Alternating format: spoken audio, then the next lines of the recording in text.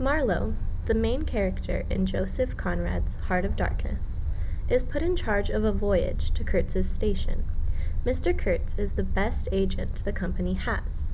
Marlowe's purpose is to view his methods and try to see why and how Kurtz has become so successful in the ivory business. Mr. Kurtz has developed into so much more than just an esteemed and successful businessman. When we are first introduced to Kurtz's reputation and the basic concepts of his character, Marlowe has really only just begun his journey. Marlowe meets the accountant at the outer station, who mentions to Marlowe that if he is to get involved in the ivory business at all, he will likely meet Mr. Kurtz, the most productive and efficient of all the collectors. Marlowe is genuinely impressed by what he hears of Kurtz, as efficiency is such a sought-after quality to Europeans, especially when colonizing a country so backwards in terms of civilization. However, what Marlowe and the readers don't realize is that the accountant knows nothing of the behavior or character of Mr. Kurtz. The accountant knows Kurtz only by his exports, his financial contributions to the company. For this reason, readers are given a false understanding of who Kurtz actually is. Our next bit of information about Kurtz is gathered when Marlowe accidentally eavesdrops on a conversation between the manager of the central station and his nephew, the brickmaker. He learns that the two men are standing by after discovering Kurtz has fallen ill, hoping to soon take his position as manager of the inner station. When Marlowe finally reaches the inner station and meets Kurtz, he is surprised with the state of affairs he finds. Kurtz is ill, true, but he is a jaded and power-hungry shell of a human being. He goes on and on about his station, his ivory, and his career, all while threatening and attacking the poor Russian, who is likely the only reason he is still alive. That evening, Kurtz tries to escape, attempting to avoid his old life of civilization and meaning. Marlowe forces him on the steamboat to depart, but they are attacked by the natives. At first, this seems to simply be an act of worship, but the Russian tells Marlowe that Kurtz will do whatever he can to avoid his return to the civilized world, leading us, the readers, to believe that Kurtz likely planned the entire attack. On the ride down the river, Kurtz dives further into the darkness of his own mind, erupting in fits of terrifying shock and fear. He becomes increasingly aware of how disconnected he has become with his morals, and realizes the darkness he has created, not only in his own life, but in all of Africa. He dies shouting, "The horror! The horror!" in reference to the cruelties he has committed.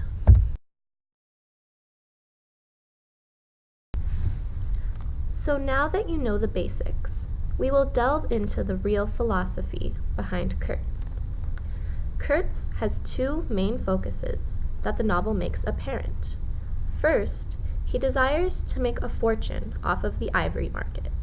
We are unsure if Kurtz was poor or wealthy, but it is apparent that the job he has with the company is valued. He is motivated to fulfill his ambitions through greed. He is so overwhelmed with greed, in fact, that he threatens and verbally attacks the Russian for asking a small amount of ivory in return for caring for him so long. Secondly, Kurtz desires to discover his kinship and similarities with the natives. Kurtz, in his truly genius mind, does understand that there are primitive instincts present even in the most civil of men, just as Marlowe does. He realizes he can investigate the minds of the natives while getting rich off of ivory. He decides to present himself as a god to the natives, to trick them into doing all the work for him without arousing fear, anger, or the concern of rebellion. This contributes to his sense of superiority and power over others, and ultimately encourages the more savage and dangerous qualities he develops. Kurtz becomes very cruel and apathetic after all his time in the heart of the Congo. Not only does he frequently belittle and threaten the Russian, as previously mentioned, but he also makes ornaments out of the heads of his opponents, orders an attack on the people trying to bring him back to wealth, and considers the natives who work for him his property. He loses respect for others and works only toward feeding his greed.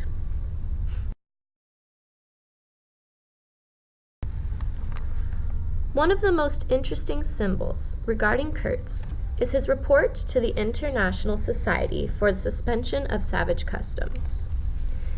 In his report, Kurtz talks eloquently of the surprising humanity of the natives, only to end the report with the surprising command, "Exterminate the brutes." This is representative of the disconnection between Kurtz's thoughts and philosophy and reality.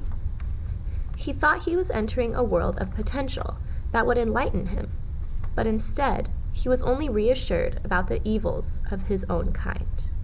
He was not so much similar to the natives because he was not as simple and easily satisfied.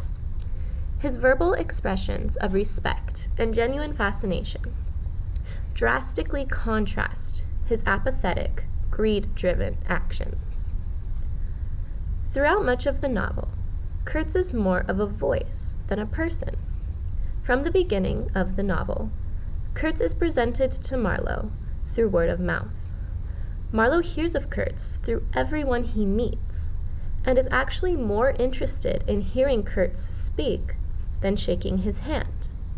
Additionally, Kurtz's voice holds his power. His words are the only part of him that never die. Lastly, Kurtz is representative of European values and of Western civilization. His example shows that the European colonists allow behavior of men like Kurtz to go on, despite any harm it may bring, in order to obtain wealth. But Kurtz is not strictly a villainous colonist. He is not singularly the enemy of humanity, but also the victim of history. He is representative of the results of imperialism by exploiting a land and a culture of all it has. He symbolizes that the progression of the world comes with a price, the complete destruction and enslavement of those unable to resist the powers above them. Through these concepts, Conrad exposes European imperialism as a very terrifying and catastrophic event. Kurtz is so much more than just a character in the heart of darkness. He is the face of imperialism, the most raw and wild of all the concepts found in the novel.